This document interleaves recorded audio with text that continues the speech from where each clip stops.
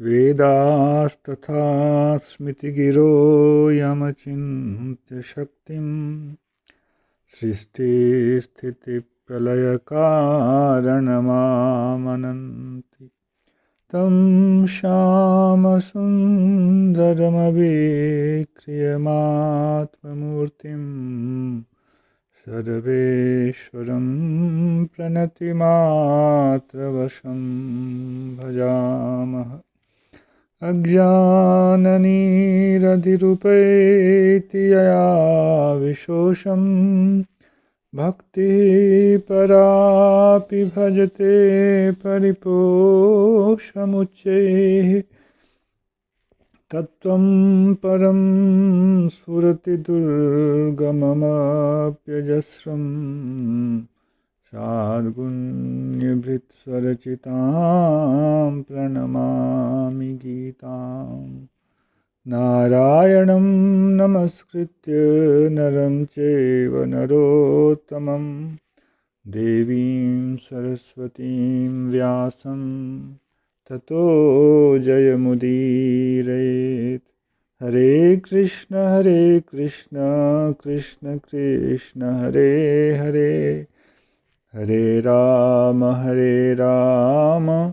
राम राम हरे हरे।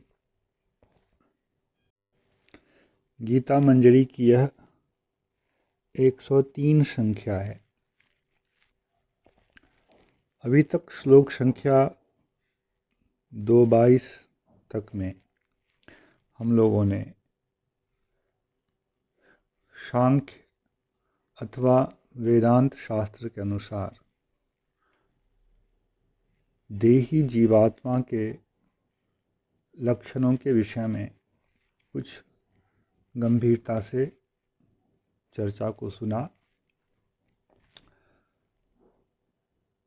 तत्पदार्थ, त्वम पदार्थ और इदम पदार्थ, ये 3 प्रकार के पदार्थ या विषय या वस्तुएं हैं जिनके विषय में वेदांत शास्त्र के अनुसार हमें चिंतन करना पड़ता है। इन पदार्थों का स्वरूप क्या है, इनके धर्म क्या है, इनके लक्षण क्या हैं और किस प्रकार ये कार्य करते हैं, इन विषयों के ऊपर जब हम अपना ध्यान केंद्रित करते हैं तो हमें आगे जीवन का मार्ग स्पष्ट होता है।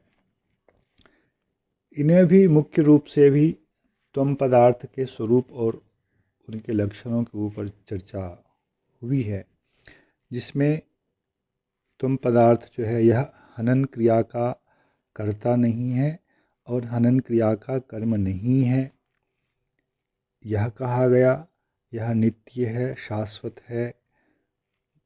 यह इस शरीर के छूट जाने पर, इस शरीर के मृत हो जाने पर इस शरीर से निकलकर अन्य शरीर को प्राप्त करता है। इसे प्रमाणों के द्वारा सिद्ध किया गया। यह ऐसा आप लोगों ने अभी सुना। आज श्लोक संख्या 223 में पुनः भगवान इन विषयों को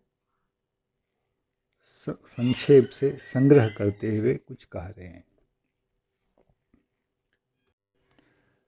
विचार शास्त्र में एक न्याय होता है कि किसी चीज़ को दृढ़ करने के लिए उसको बार बार हिला डुला करके हर तरफ से उसको पक्का किया जाए।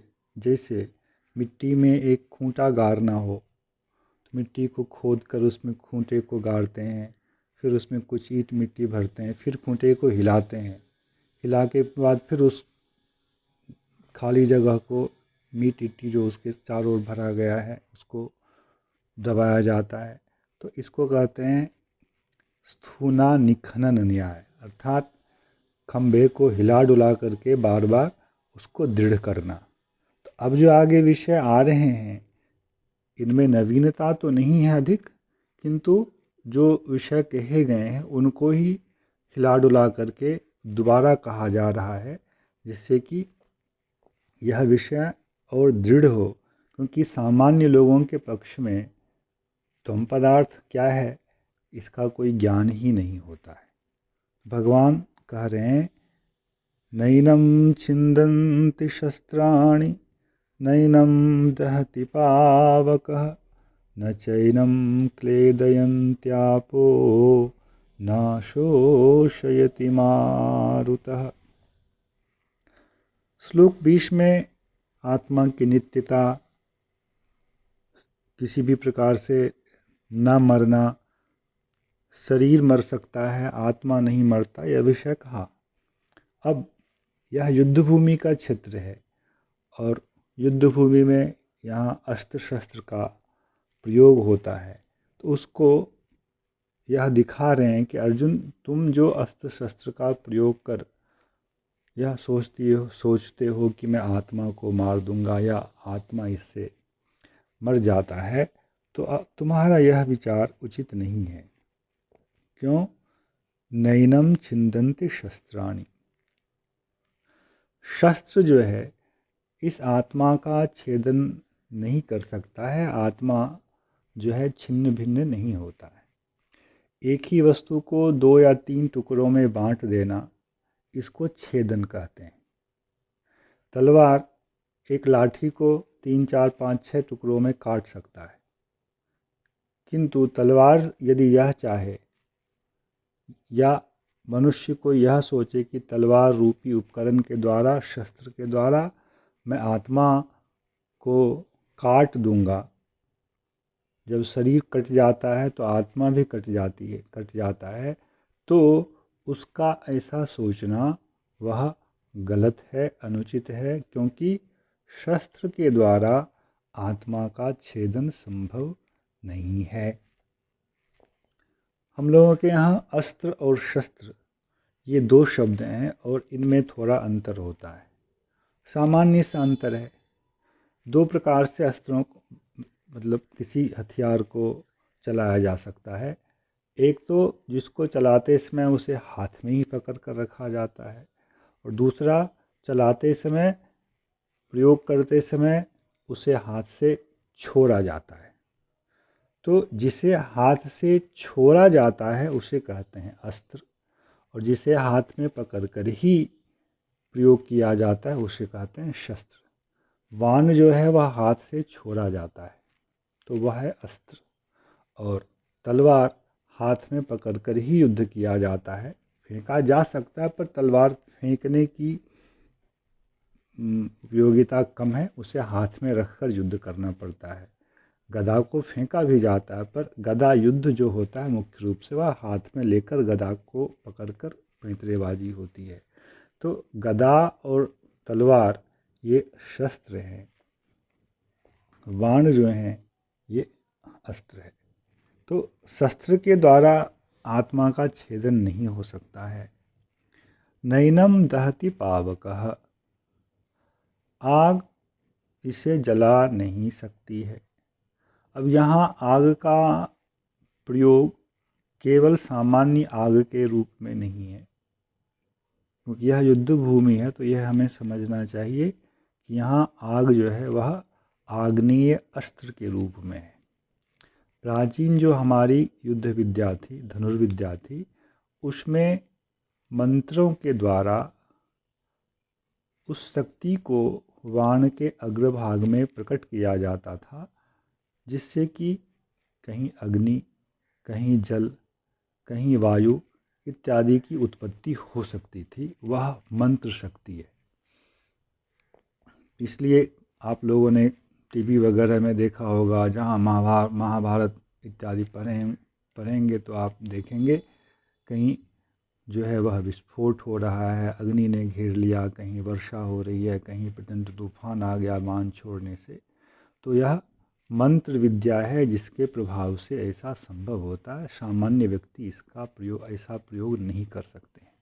तो यहाँ पावक अर्थात आग्नेय जो अस्त्र हैं उसके द्वारा शरीर, इस देह को तो जलाया जा सकता है, किंतु आत्मा को जलाया नहीं जा, देही जो है उसे नहीं जलाया जा सकता है। न चैनम क्लेदयन्त्यापो, आप का अर्थ होता है जल।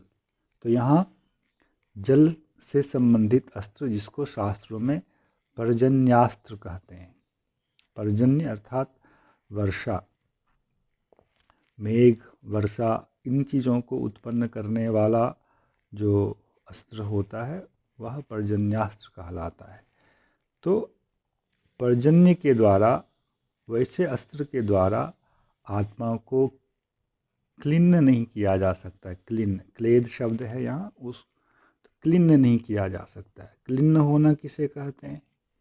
जैसे हम लोग चावल पकाते हैं तो पहले तंडुल होता है, सूखा चावल, गर्म पानी में जब उसे डालते हैं तो पानी उसके अंदर प्रविष्ट हो जाता है और वह बड़ा हो जाता है। तो यह जो प्रक्रिया है उसको कहते हैं क्लिन्न हो जाना। चावल गीला हो जाता है, अधिक पकने पर अधिक गीला हो जाता है। तो पर्जन्यास्त्र के द्वारा आत्मा को गीला नहीं किया जा सकता है।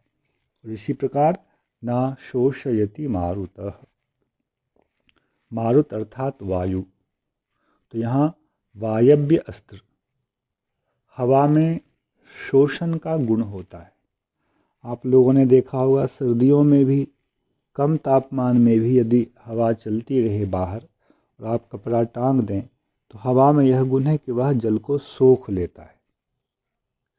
तो वायु में शुष्क करने का एक गुण होता है, उसी को लक्ष्य कर रहे हैं। यदि वायव्य अस्त्र का भी तुम प्रयोग करो तो यह शरीर तो सूख सकता है, यह शरीर उससे पीड़ित हो सकता है, किंतु आत्मा जो देही है उसके ऊपर वायव्य अस्त्र का कोई प्रभाव नहीं होता है, क्योंकि वह हर प्रकार से नित्य है।